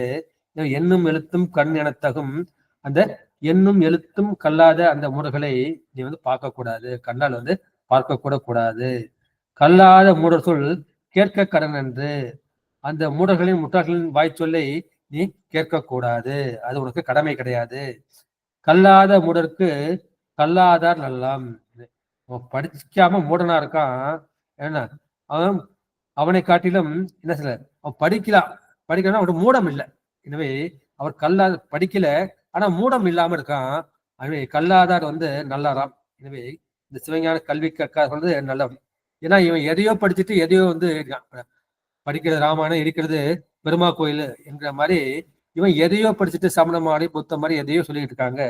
சிவஞான கல்வி கற்காதவர்கள் நல்லாதவர்கள். கல்லாத மூடர் கருத்தறியாரே. எனவே இந்த கல்லாமையும் மூடத்தன்மையும் உள்ளவர்கள் அவர்கள் அந்த திருவுடலை அந்த கருத்தை அறிய மாட்டார்கள்.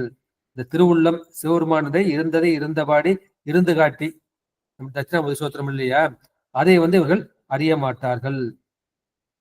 கல்லாத மூடர்னா என்ன? கல்லாத மூடர்னா கல்லாமை இருக்கு, அறியாமை இருக்கு, மூடமை இருக்கு. கல்லாமை என்பது அந்த பரிபாகம் பக்குவம் இல்லாது. இப்ப பனி மூடி இருக்குன்னு சொல்ல முடியா, பனி மூட்டம் போட்டிருக்கு, மூடம் போடுன்னு சொல்லுவாங்க இல்லையா, மாதிரி புகை மூட்டம் போட்டு சொல்லுவாங்க. இந்த கொசு வரப்ப மூடம் போடுவாங்க. மூடம் என்ன செய்யுது, அது இயற்கையா உள்ள அந்த மறைப்பை மறையும். ஆன்ம அறிவை இந்த அஞ்ஞானமாகிய ஆணவம் மறைத்து இருக்கின்றது. அதை மறைச்சதுனால அவன் வாய்க்கு வந்ததெல்லாம் பேசிக்கிட்டே இருக்கான். அது பேசுறதுனால அவனுக்கு நன்மை தீமை எதுன்னு தெரியாது. ஏதோ தான் பெரிய அறிவாளி மாதிரி காமிச்சதுக்காக இவன் இந்த மாதிரி இருக்கான். எனவே நம்ம உண்மை ஞானத்தை சிவஞானத்தை நாம் அறிந்து கொள்ள வேண்டும் என்ற அந்த கருத்தை இந்த 8வது பாட்டுல சொல்லியிருக்கின்றார்கள். கல்வி இல்லாதவர் அவர்கள் மூடர்கள். அவர்கள் எந்த உறுதி பொருளும் தெரியாது, அறியாது. ஆனா அது தெரிஞ்சது போல அறிஞ்சது போல பேசிக்கிட்டு இருக்கான். அப்பேற்பட்டவனே நீ காணக்கூடாது, அவன் சொல்லை நீ கேட்கக்கூடாது. இதான் நம்முடைய ஒவ்வொரு பதிகத்திலையும் நம்முடைய ஞானசம்பந்தம் சமன் சாக்கிய சொல்லதை நீங்க கேட்காதீங்கன்னு சொல்லுவோம் இல்லையா. எனவே இந்த கல்லாத மூடரை விட கல்லாதவன் நல்லவன். எனக்கு தெரியாதுன்னு ஒத்துக்கிறான் இல்லையா, அவன் ரொம்ப நல்லவன். இவன் கல்லாமையும் இருக்கின்றது, அந்த அறியாமை இருக்கின்றது. ஆனா அறிஞ்சவன் போல அவன் பேசியிருக்கான். ஏன்னா நீ அவன் பார்க்காதே, அவன் சொல்ல நீ கேட்காதே. பார்க்கறதும் உனக்கு குற்றம் தான், அது மூலம் உனக்கு தீமைதான் கிடைக்கும். அவன் உலகத்துக்கு தீமையை சொல்லிக் கொடுப்பான் என்ற கருத்து சொல்லிட்டு அடுத்து 9வது திருப்பாடல். கற்றும் சிவஞானம் எல்லா கலதிகள் சுற்றமும் வீடார் துரிசரார் மூடர்கள் மற்றும் பல திசை காணார் மதியிலோர் கற்றன்பில் நிற்போர் கணக்கறிந்தார்களே. கற்றும் அவர்கள் உலக நூல்களை கற்றிருக்கின்றார்கள், சிவஞானம் கூட படிச்சிருக்காங்க. ஆனா படிச்சாலும் அவளுக்கு சிவஞானம் கிடைக்கவில்லை. ஏன்னா அதுல மனசு பற்றி நிற்கல. எனவே அதன்படி அவர்கள் நடக்கவில்லை, சரியை கிரியை செய்யவில்லை. எனவே அந்த சிவஞானம் கிடைக்கவில்லை. அவர்கள் கலதிகள், அவர்கள் மற்றவர்களை கெடுக்கக்கூடிய கலதிகளாக இருக்கின்றார்கள். சுற்றமும் வீடார் துரிசரார் மூடர்கள். அவர்கள் சுற்றம், அவர்கள் அகப்பற்று புறப்பற்று என்ற அந்த இரண்டையும் அவர்கள் விட முடியாத மூடர்களாக இருப்பார்கள். மற்றும் பல திசை காணார் மதியிலோர். எனவே அந்த மதியிலோர் அவர்கள் அறிவும் இல்லை. எனவே இதையே சுற்ற அகப்பற்றையும் புறப்பற்றையும் எப்படி விடுறதுன்னு அவருக்கு தெரியல. கற்ற அன்பில் நிற்போர் கணக்கறிந்தார்களே. எனவே அவர்கள் கற்றும் கல்லாத மூடர்கள். கற்றும் அவர்கள் சிவஞானம் இல்லை, அவர்கள் கற்றும் கல்லாத மூடர்களாக முட்டாள்களாக இருக்கின்றார்கள். கற்று அன்பில் நிற்போர் கணக்கறிந்தார்களே. எனவே சிவஞானங்களை கற்று அதை கற்ற வண்ணம் நின்று அதன்படி நிற்பவர்கள், அவர்கள் தான் உண்மையான அன்பு இருக்கும், பெருமான் மேல் அன்பு வரும். அந்த அன்பில் நிற்பவர்கள் தான் பெருமானை அறிந்தவர்கள் என்று அந்த கருத்தை சொல்லியிருக்கின்றார்கள். நமக்கு இந்த அனுபவம் எப்படி கிடைக்கும்? அனுபவம் 2 வகையா கிடைக்கும். ஒண்ணு அன்பு வழியா கிடைக்கும், இன்னொன்னு அறிவு வழியா கிடைக்கும். அந்த அறிவு வழிதான் இந்த 8வது சூத்திரம். அந்நியம் இன்மையின் அரண் கலல் செல்லுமே. பெருமான் நமக்கு அந்நியமாக இல்லை, ஒன்றாக கலந்து இருக்கின்றான் என்ற அந்த அறிவு. அடுத்து 11வது சூத்திரம், அயரா அன்பின் அரண் கலல் செல்லுமே. எனவே அந்த அன்பு மார்க்கம், அறிவு மார்க்கம் அல்லது ஞான மார்க்கம், இந்த ஒழுக்கத்துல நீ நின்னா உனக்கு அந்த கணக்கு கிடைக்கும். மெய்ப்பொருள் நீ அறிவ. ஆனா இதுல நீ படிச்சிருக்க, உனக்கு சிவஞான சூத்திரம் 12 தலைகெல்லாம் மனப்பாடம் இருந்தாலும் நீ மற்றவங்களுக்கு சொல்றதுக்காக நிக்கிற ஒழிய அதை அனுபவித்து நீ உணரவில்லை. கோயிலுக்கு போகல, ஆலய தரிசனம் பண்ணல, தொண்டு எதுவும் செய்யல, சரியக்கிரியை எதுவுமே செய்யல. அந்த மாதிரி இருந்தா உனக்கு என்ன கிடைக்கும்? அவனே கலதியாதான் போயிடுவ, நீ மூடனாதான் போய்விடுவ. இதை நீ வந்து அந்த மருள் நெறி என்கின்ற அந்த மயக்க நெறியிலே நிற்பாய். அவர்கள் மூலமாக இந்த உலகத்திற்கு என்ன செய்யும்? அவன் கண்டதை பேடிச்சுட்டு, கண்டதை பேசிக்கிட்டு, கண்டதை சொல்லிக்கிட்டே இருப்பான். அது கேட்கறவங்களுக்கு வந்து மனசு வந்து மயங்கி போயிடும். அவனுக்கும் தீமை, அவன் பேச்சை கேட்டவர்களுக்கும் தீமை, அதன்படி நடந்தவர்களுக்கும் வந்து தீமை விடும். அவர்கள் வந்து வீடார்னா விடமாட்டார்கள். அது வந்து வீங்கிறது வீணு நீண்டு இருக்கு. இவர்கள் வந்து இவர்கள் மூடவர்கள், இவர்கள் மதியுள்ளோர், இவர்கள் வந்து அறிவு இல்லாதவர்கள். இது வந்து திருக்குறள் 834 வந்து நம்முடைய வள்ளுவர் ஓதி உணர்ந்தும் பிறர்க்கு தான் அடங்கா பேதையில் பேதையார் இல்லை. அவள் வந்து திருமந்திரம் தெரியும், சிவஞான போதம் தெரியும், சிவஞான சித்தியார் தெரியும், சிவபிரகாசம் தெரியும், உண்மை விளக்கம் தெரியும், எல்லாம் தெரியும். இந்த 14 சாத்தனவர்களும் வந்து தெரியும். அவர்கள் வந்து ஓதி உணர்ந்தும் அவள் வந்து வாயளவில் உணர்ந்திருக்கின்றார்கள், மனசளவு உணர்ந்திருக்காங்க. ஆன்மா அறிவுகள் வந்து உணரல. அவர்கள் உணர்ந்தும் பிறர்க்கு தாண்டாங்க. பிறருக்கு வந்து என்ன சொல்ல அவன் சொல்றான், இப்ப என்ன மாதிரி எனக்கு அனுபவம் இல்லை, அனுபவம் இல்லைன்னு அனுபவம் இருக்கிற மாதிரி காமிச்சுக்கிட்டு நான் வந்து உங்களுக்கு வந்து சொல்லிட்டு இருக்கேன். பிறருக்கு தான் அடங்கா பேதையார், அவன் தான் உண்மையான பேதை, உண்மையான முட்டாள், அவனை போன்ற முட்டாள் யாரும் இல்லை என்று வள்ளுவர் பெருமான் வந்து சொல்வார். எனவே அந்த நூலை நீ படிச்சுட்ட, அந்த நூலில் உள்ள ஒழுக்கத்தை, அது நெறிகளை வந்து நீ படிக்கல, அந்த நெறியில வந்து நீ நிக்கல. அந்த நெறியில நிக்கலன்னா நீ படிச்சு என்ன பிரயோஜனம்? படிச்சு நீ வந்து கல்லாதவனுக்கு சமன் தான், நீ வந்து கற்றவன் ஆக மாட்டாய் என்ற அந்த கருத்தை வந்து சொல்ற. ஏன்னா நீ படிக்கிறது எதுக்காக? இது சிவஞானத்தை பெற வேண்டும். சரியை கிரி யோகம் செய்வது எதற்காக? இந்த சிவஞானத்தை பெறுவதற்காக தான். இதை கற்பதும் நாம் செய்வதும் இந்த சிவஞானம் பெறுவதுதான் என்பது இது பாட்டில் ஒரு சொல்.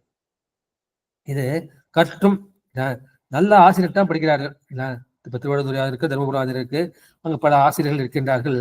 அந்த ஆசிரியர்கள் பால் வந்து அவர்கள் ஞான நூல் கற்றும் என்ன சிவஞானம் இல்லா, அவர்கிட்ட சிவஞானம் வந்து வரல, வந்த மாதிரி ஒரு பாவனை பண்ணி காமிச்சுக்கிட்டு இருக்கான். சிவஞானம் கைவரப்படாத கலதைகள்னா கீழ் மக்கள். இந்த கீழ் மக்கள் சுற்றமும் வீடார் துரிசரார் முடர்கள். அது வந்து சுற்றத்தையும் விடமாட்டார்கள், சுற்றம்னா அந்த புறப்பற்றை விடமாட்டார்கள். துரிசு அறார், துரிசு துரிசு என்பது குற்றத்தை குறிக்கும். அந்த குற்றம்ங்கிறது அந்த ஆணவம், கண்மம், மாயகிய அந்த 3 மனங்கள். மும்மலமாக இந்த குற்றமும் அவர்கள் நீங்க மாட்டார்கள். துரிசுதான் துகள்னு சொல்லுவாங்க. அது துகள் அருபோதம்னு ஒரு சாத்திர நூல் வந்து இருக்கின்றது. துகள்னாலும் துரிசுனாலும் குற்றத்தை வந்து குறிக்கும். அவர்கள் தான் மூடர்கள், இவர்கள் தான் வந்து உண்மையான மூடர்கள். மற்றும் பல திசை காணார், மற்றும் அவர்கள் பல திசையில் சென்று அந்த உண்மையை வந்து உணர மாட்டார்கள். அவர்கள் மதியிலி, அவர்களுக்கு அறிவற்றவர்கள். கற்று அன்பில் நிற்போர் கணக்கு அறிந்தார்களே. எதை படிக்கணுமோ அதை படிச்சு அதற்கு தக்கபடி நின்று இறைவன் அடியில் வந்து நீங்காத அன்போடு நிற்பவர்களே அவர்கள் தான் கணக்கை அறிந்தவர்கள். இந்த வாழ்க்கையை கணக்கை அறிந்தவர்கள், அந்த நூல்களின் கணக்கை அறிந்தவர்கள், இந்த சிவஞான கணக்கை அறிந்தவர்கள், அந்த சிவபெருமானை அனுபவித்தவர்கள் என்ற கருத்துக்கள். எனவே கல்லாதவர்கள் வந்து சிவஞானம் இல்லாத கீழ் மக்கள், அவர்கள் மூடர்கள், பட்டை விட மாட்டார்கள், மும்மலப்பட்டில் அவர்கள் மயங்குவார்கள், அவர்கள் கணக்கறிந்தவர் ஆக மாட்டார்கள். எனவே கணக்கறிந்தவர்கள் என்ன செய்வார்கள்? அவர்கள் சிவஞான பயிற்சி உடையவர்கள், அவர்கள் வந்து அந்த நெறியில் வந்து நிற்பவர்கள், அந்த நெறியில் இருந்து சிவபெருமானுக்கு அன்பு பூண்டவர்கள், சிவனடியாருக்கு அன்பு பூண்டவர்கள், அவர்களுக்கு வந்து பெருமான் காட்சிப்படுவார். எனவே அந்த கற்று அன்பில் நிற்பவர்கள் தான் கணக்கு அறிந்தார்கள்.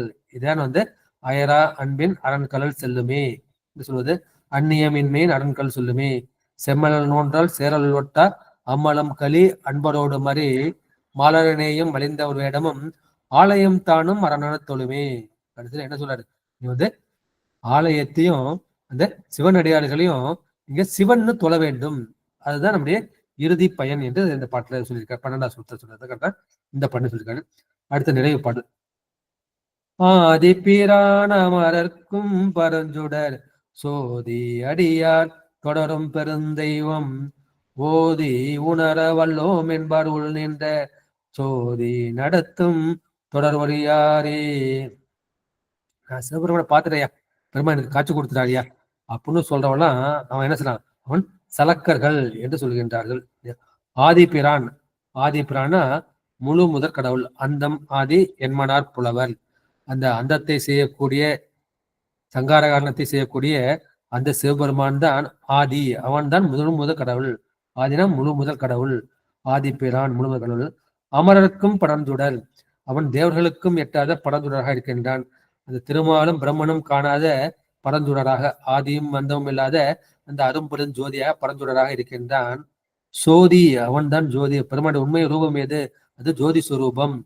அடியார் தொடரும் பெரும் தெய்வம், இந்த சிவனடியார்கள் பின்தொடர்ந்து பற்றி கொள்ளும் பெரிய தெய்வம்.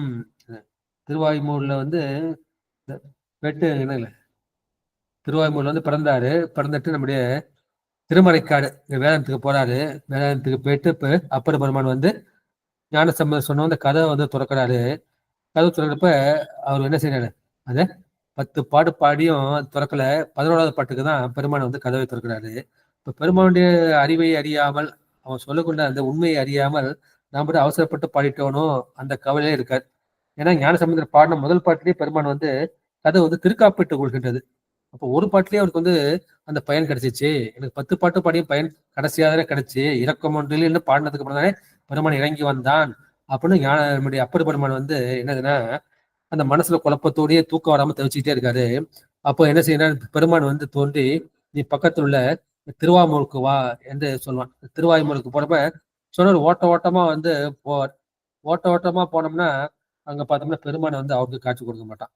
இப்போ ஞானசம்பந்தர் கேள்விப்படுவார், இந்த அப்பர் வயசான காலத்துல எங்க ஓடிக்கிட்டு இருக்காரு. இவரும் பின்தொடர்ந்து போவாரு. பின்தொடர்ந்து திருவாய்மூர்ல பெருமானை அவருக்கு காட்சி கொடுப்பான். பெருமான் காட்சி கொடுத்த உடனே அப்ப என்ன செய்வார், அப்ப ஞானசம்பந்தர் அந்த அப்பருக்கு காட்டுவார். ஒளிய கண்டேன் களிய கண்டேன்னு பாடுவார். எங்கே இருந்தென்னை தேடிக்கொண்டு இடம் வந்தென்னை அங்கே வா என்று அடையாளம் அருளினார். தெங்கே தோன்றும் திருவாய்மூர் செல்வனார் அங்கே வா வென்றார் அது என் கொலோ.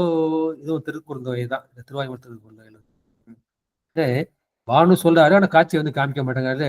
ஞான சம்பந்தர் காமிக்கிறார். அது பெருமானுக்கும் அவர்களுக்குள்ள அந்த நட்புறவை அது காண்பிக்கும். எனவே நான் கண்ட மாதிரி நான் சொன்னேன்னு வச்சுக்கோங்க, எனக்கு அந்த அனுபவமே கிடைக்கல. நான் பெருமான தரிசனம் பண்ணேன், ஜோதியை பார்த்துட்டேன், ஆன்ம ஜோதியை பார்த்துட்டேன், சிவஜோதியை பார்த்துட்டேன், அந்த மாதிரி சொன்னா என்ன மாதிரி முதல் பிராடு யாருமே கிடையாது. ஏன்னா பெருமான் முதல் கடவுள், தேவருக்கும் எட்டாத பரந்துடர், அவன் ஜோதி, அவன் அடியார் தொடரும் பெருந்தையும், அடியார்கள் பின்தொடர்ந்து பற்றிக்கொள்ள. அப்பர் பெருமான பின்தொடர்ந்து போய் அவர் பற்றிக்கிட்டாங்க. அதுக்காக சொன்னேன். ஓதி உணர வல்லோம் என்பார். அத்தகைய இறைவனை நான் ஓதி உணர்ந்துட்டேன், அப்பேற்பட்ட வல்லமை எனக்கு உண்டு என்று இந்த உலக நெறியில் இருப்பவர்கள் சொல்வார்கள். ஆனால் அவர்கள் சோதி நடந்தும் தொடர்பு அறியாரே. அந்த எம்மனத்துள் எழும் பரஞ்சோதியாகி அந்த பெருமான் என் உள் நின்று நடத்தும் அந்த தொடர்பை, அந்த சம்பந்தத்தை அறியாதவர்கள். எனவே அந்த ஜோதி உருவத்தில் இறைவன் உள் நின்று அந்த ஆன்ம ஜோதியை நடத்துகின்றான். அந்த ஆன்ம ஜோதி மனஜோதியை நடத்துகின்றது. அந்த மனஜோதி உடலை நடத்துகின்றது. இந்த பெருமான் தான் அந்த ஜோதி உருவத்து இறைந்தான், அவன் உள் நின்று நடத்துகின்றான். அவன் சொன்ன இல்லையா, கலப்பினால் ஒன்றாய் பொருள் தன்மையால் வேறாய் செலுத்தும் தன்மையால் உடனாய். பெருமான் தான் நம்மை செலுத்திக் கொண்டிருக்கின்றான் என்பதை உணர்ந்தால் அவர்கள் இறைவனை உணர்வார்கள். அந்த மாதிரி அறியாமல் என்ன சொல்ற, நான் பார்த்துட்டேன், எனக்கு சிவஞானம் கிடைச்சிருச்சு அப்படின்னு சொன்னவங்க அந்தவர்கள் கல்வர்கள் கயவர்கள் என்ற கருத்தை இந்த பாட்டுல நமக்கு சொல்லியிருக்கிறார் இல்லையா. எனவே இவர்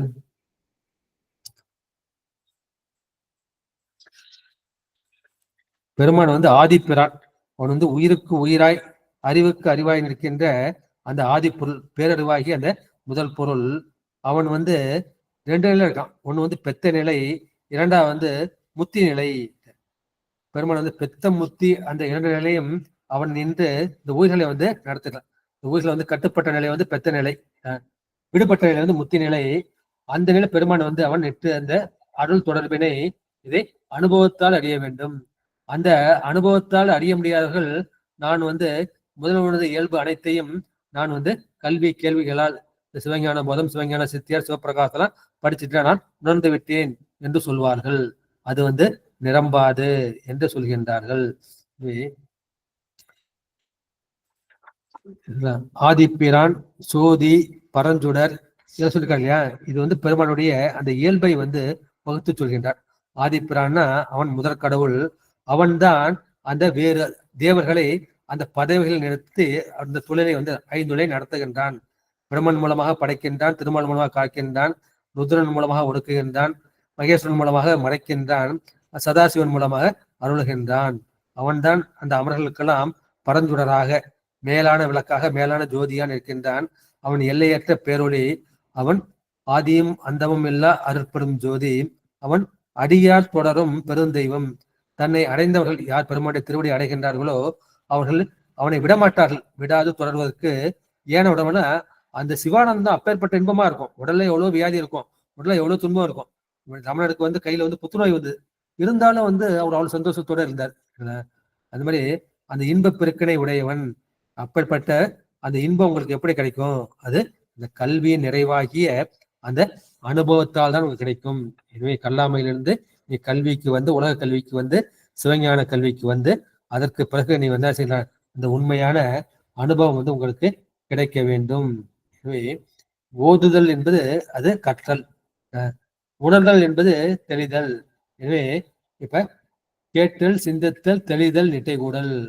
அம்மா உணர்ந்து பாத்தீங்கன்னா குருவு தெளிவு குருவின் திருமேனி காண்டல் பாருங்களேன். அந்த குருவின் அந்த உருவத்தை பார்த்தாலே நமக்கு வந்து தெளிவு கிடைக்கும். 3வது கேட்டல், சிந்தித்தல், தெளிதல். இது 3 கிடைச்சா அடுத்து உங்களுக்கு நிட்டை தான், சிவ நிட்டை தான் கூடும் என்ற கருத்தை சொல்லி இதற்கு வந்து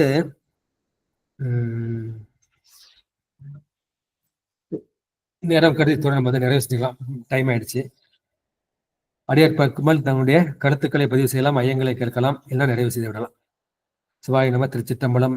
ஆறிரு தடந்தோள் வாழ்க, அறுமுகம் வாழ்க, வெற்பை குருசை தனிவேல் வாழ்க, குக்குடம் வாழ்க, செவ்வேல் ஏரிய மங்கை வாழ்க, யானைதன் அணங்கு வாழ்க, மாறிலா வள்ளி வாழ்க, வாழ்க சீர் அடியார் எல்லாம், வாழ்க சீர் அடியார் எல்லாம். சீரடிகள் பொற்பாதங்களை வணங்கி இந்த திருமந்திர சிந்தனை நிறைவு செய்கின்றேன். நன்றி, வணக்கம். சிவாய நம. திருச்சிற்றம்பலம். தில்லையம்பலம். ரிச்சபேசா சிவசிதம்பரம். சிவசுப்பிரமணியோம் சிவசுப்பிரமணியோம் சிவசுப்பிரமணியோம். சிவாய நம. அம்மா சாரு விஜயமா ரெக்கார்ட் ஆஃப் பண்ணிக்கங்கம்மா. சாருமதி அம்மா, ஐயா எனக்கு ஒரு